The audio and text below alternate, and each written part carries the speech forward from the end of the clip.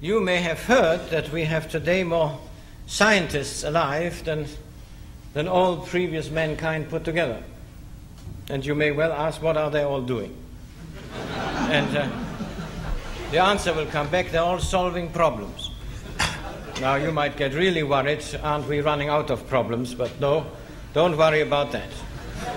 We have them bigger and better. That is due to the fact that we take a violent approach to the solving of problems, like taking a big sledgehammer and cracking the nut so that it flies in all directions. And we have seeded 12 new problems.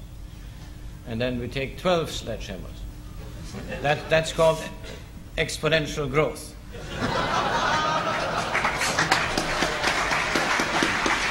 Now, if this is so, too big, too complex, too expensive, and too violent, so then let's look in the opposite direction.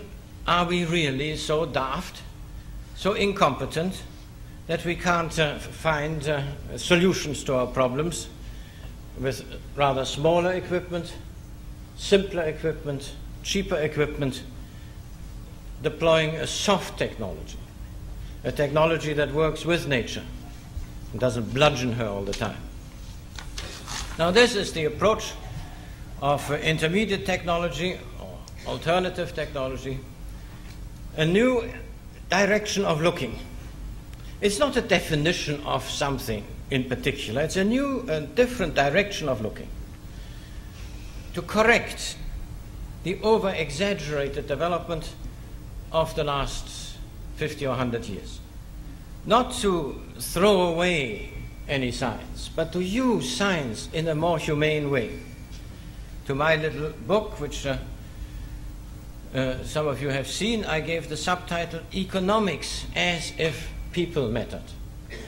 Economics is being pursued as if the last thing you think about is the people. You think about production. You think about the balance of payments. You think about inflation, but you never think about people. You think by thinking of those technical things, you are thinking of people, but you don't. You say, here we have to rationalize.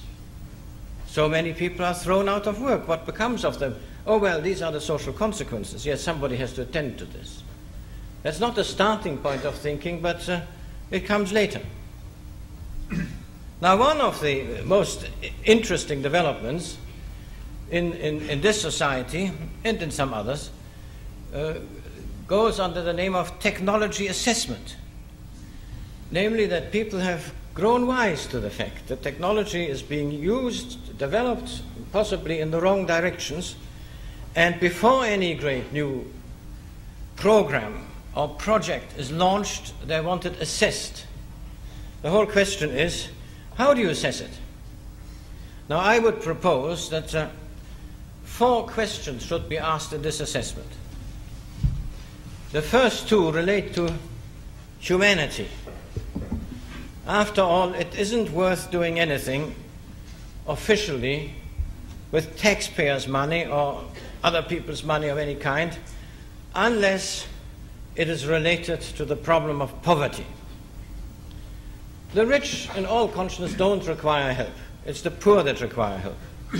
We don't have to launch projects so that the rich can become richer. They can, on the whole, quite adequately look after themselves. But we need projects and programs, even technological developments, to fight poverty. So this is the first question that ought to be addressed to any project or program. What is its relevance to poverty? Now, when I say poverty, we think mainly of the body. But the second question is, what is its relevance to the mental and spiritual health of mankind? Because after all, we don't only have a body, we also have something more. And if the technology is of a kind that those who work it, or that its effect is that it drives them or us bonkers, then we don't want it. Then it gets a very, very low rating or negative rating on the second question. What does it do for the spiritual and mental health of humanity? If it involves assembly belt production, or any other demeaning, degrading labor, or mind-boggling, mind-killing labor, then it gets a negative rating. That's the second question.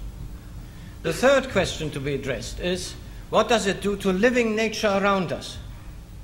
Now, living nature is very tolerant, but she has been warning us over the last 2 decades, look, you're going too far. I can't take much more. And hence we have the ecological crisis. And the fourth question obviously has to be, it relates to non-living nature around us. What is its relevance to energy, the energy problem, or other problems of non-renewable raw materials? Now, if we address these 4 questions, if they take root in the consciousness of the people at large, and they hammer these questions in a similar way as the question, what does the technology do to the physical health and safety of the worker, has been hammered. After all, it's not the first time that new criteria are developed. If we do that, then we might be able to enforce the development of a more humanistic and more natural and more soft and altogether more intelligent technology. In all these matters, the dynamic factor of society is what? It is the creation and utilization of new knowledge, And our intelligence, our capacity to create new knowledge is almost the most precious thing we have, and therefore we have to become extremely sensitive to the abuse of this capacity. What is the abuse of this capacity? I will give you an example. I pulled out of a prominent magazine, you find it in many other magazines, an advertisement. You can't see it at the distance. It shows father, mother, and 2 small children and a dog, absolutely horror-struck. And the heading is, "Why Horror Movies Are More Horrible on the Quintrix 2-Color Picture Tube." This is published by a company who call themselves Panasonic, just slightly ahead of our time. It's really worth anybody's while studying advertisements, because you see what they take you for. The next thing after this terrible picture is a bit of science. An extra pre-focus lens for sharpness, plus an inline tube for brightness and contrast, and then some pseudoscientific drawing, which nobody can understand, but it knocks you over. And then it goes on, blood is bloodier, fangs are sharper, claws are crueler. You will love it.